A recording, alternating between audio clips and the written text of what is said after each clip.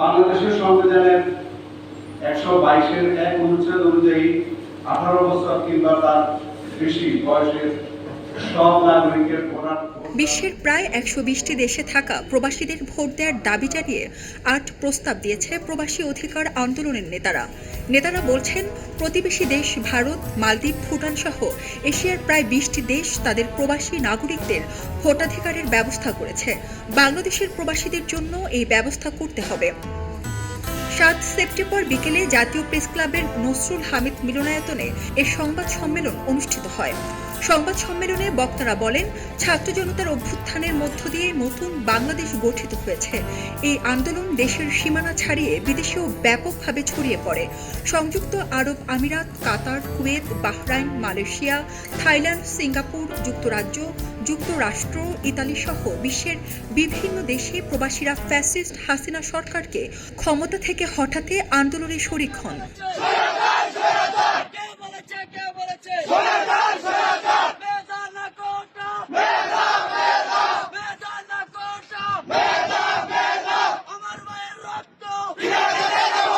তারা বিদেশ থেকে জুলাই মাস জুড়ে এবং আগস্টের প্রথম সপ্তাহ পর্যন্ত বৈধভাবে রেমিটেন্স পাঠানো বন্ধ করে দেন।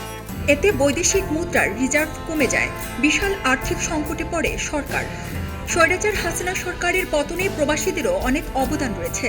তাই বাংলাদেশ নামক রাষ্ট্র সংস্কারে প্রবাসীদের ভূমিকা রাখার পাশাপাশি সময় এসেছে তাদের ভোটের অধিকার সত্যিকার অর্থে বাস্তবায়ন করা।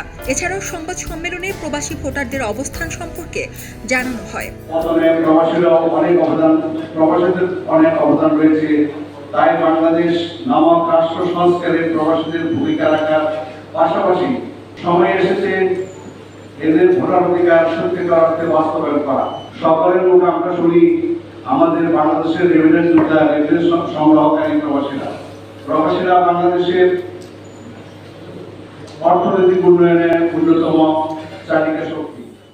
নির্বাচন কমিশনের তথ্যমতে বাংলাদেশে বর্তমানে মোট ভোটার 11,51,51,440 জন।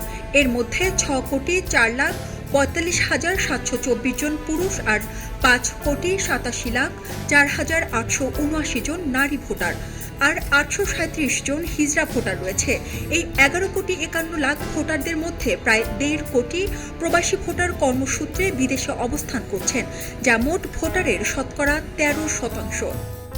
প্রবাসী ভোট দেওয়ার অধিকারের দাবিগুলো হলো বিদেশি প্রবাসীদের অংশগ্রহণে এসএসসি, এইচএসসি, অনার্স এমনকি বিসিএস পরীক্ষা অনুষ্ঠিত হয়।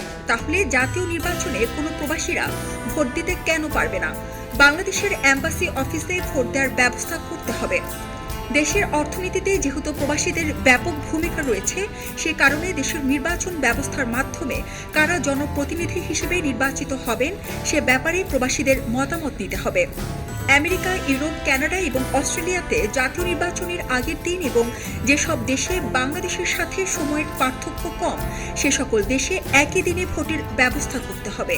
এশিয়ার দেশগুলোতে বাংলাদেশের সঙ্গে সময়ের পার্থক্য খুব বেশি না, তাই এ সকল দেশগুলোতে একই দিনে ভোট হতে হবে। নির্বাচনের দিন পোলিং বুথ স্থাপন করতে হবে সংশ্লিষ্ট দেশের বাংলাদেশ দূতাবাস অফিসে। ভোট দেওয়ার পর দূতাবাস অফিসে সবার সামনে স্বচ্ছতার ভিত্তিতে ভোট গণনা করতে হবে।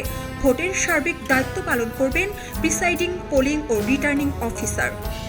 নবম জাতীয় সংসদ নির্বাচনের সময় থেকে পোস্টাল ব্যালটের মাধ্যমে বিদেশে অবস্থানরত সরকারি কর্মকর্তা, কর্মচারী এবং প্রবাসীদের ভোট দেওয়ার ব্যবস্থা থাকলেও এই পদ্ধতি জটিল ও সমস্যাভুক্ত বিধায় কোনো প্রবাসী ভোট দিতে পারেন নাই। ডেস্ক রিপোর্ট, খবরের কাগজ। এলো খবরের কাগজ, নিখাত, নির্ভীক, নিরপেক্ষ।